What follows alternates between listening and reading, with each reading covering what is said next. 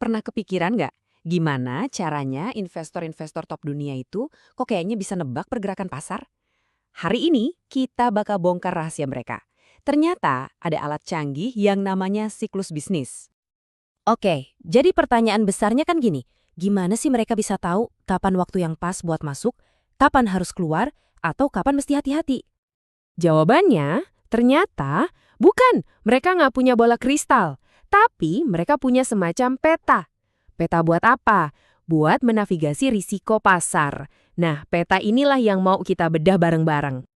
Oke, kita mulai dari bagian pertama ya. Ada satu jenis risiko nih yang mau nggak mau pasti kena ke semua investor. Nggak peduli seberapa jago Anda menyusun portofolio. Gini deh, biar gampang. Kalau Anda punya saham di banyak perusahaan, risiko satu perusahaan bangkrut bisa diminimalkan kan? Itu namanya diversifikasi. Gampang. Tapi, gimana kalau yang melambat itu seluruh ekonomi? Nah, risiko yang satu ini nggak bisa dihindari pakai diversifikasi. Inilah yang namanya risiko pasar. Dan disinilah kuncinya. Resiko pasar yang nggak bisa kita hindari ini, ternyata penggerak utamanya adalah siklus bisnis. Jadi, kalau Anda bisa baca siklus bisnis, itu artinya Anda pegang kunci buat mengelola resiko pasar. Oke, jadi dari tadi kita ngomongin peta-peta. Sebenarnya apa sih peta ini? Yuk kita bedah siklus bisnis biar lebih kebayang. Simpelnya siklus bisnis itu ya gelombang naik turunnya ekonomi secara keseluruhan. Ada dua kata kunci penting di sini. Periodik, artinya polanya berulang, tapi tidak teratur. Maksudnya, kita nggak bisa nebak pasti kapan gelombangnya naik atau berapa lama turunnya. Nah, gelombang ekonomi ini punya 4 fase utama. Pertama, ada fase boom. Ini masa-masa indah. Ekonomi lagi kenceng-kencengnya, lapangan kerja banyak, orang belanja terus. Lalu, kita sampai di puncak atau peak. Ini titik paling tingginya. Habis itu, yang namanya siklus ya, pasti ada turunnya.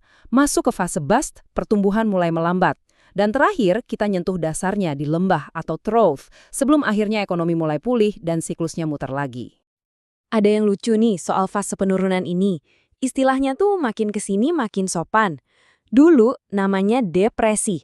Wah, serem banget kan dengernya. Terus diganti jadi resesi, agak mendingan. Sekarang yang lagi tren itu soft landing.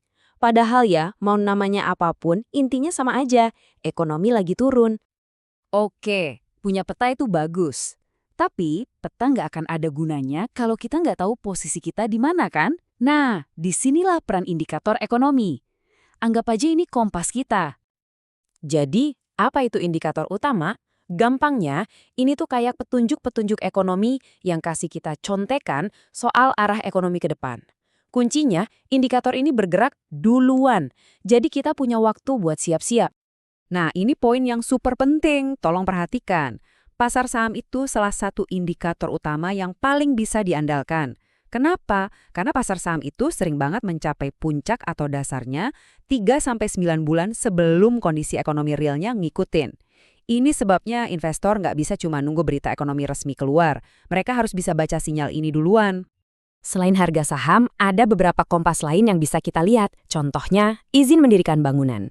Kalau jumlah izin ini naik, artinya ke depan bakal banyak proyek konstruksi kan, duit bakal muter. Sebaliknya, kalau klaim pengangguran awal naik, nah ini lampu kuning. Artinya perusahaan udah mulai PHK, tanda-tanda awal ekonomi melambat. Masing-masing ini tuh kayak potongan puzzle yang harus kita susun. Oke, kita udah punya petanya, yaitu siklus bisnis. Kita juga udah punya kompasnya, yaitu indikator ekonomi. Terus, gimana cara pakainya buat ambil keputusan investasi yang lebih cerdas? Yuk, kita masuk ke bagian strateginya.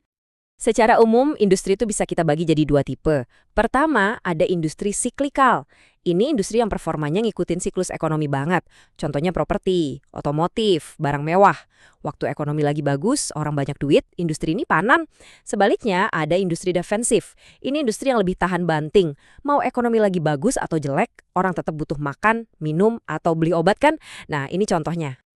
Nah, dengan bekal pemahaman ini, investor yang jago biasanya melakukan strategi yang namanya rotasi sektor. Gini cara kerjanya. Waktu ekonomi lagi di fase boom, mereka banyak masuk ke industri siklikal. Begitu ada tanda-tanda ekonomi mau mencapai puncak, mereka mulai geser pelan-pelan investasinya ke industri defensif. Tujuannya? Biar portofolio mereka aman pas ekonomi masuk fase bust. Nah, pas ekonomi udah mau nyentuh dasar dan siap-siap pulih, mereka mulai rotasi lagi, balik ke industri siklikal buat nyambut pemulihan ekonomi. Jadi, begitulah kira-kira kerangka dasarnya. Kita punya peta, yaitu siklus bisnis, dan kita punya kompas, yaitu indikator ekonomi. Keduanya alat buat kita menavigasi pasar. Nah, sekarang pertanyaan penutupnya buat Anda renungkan. Setelah tahu semua ini, menurut Anda kita sekarang ada di fase siklus yang mana? Dan langkah apa yang pakar Anda ambil buat portofolio Anda?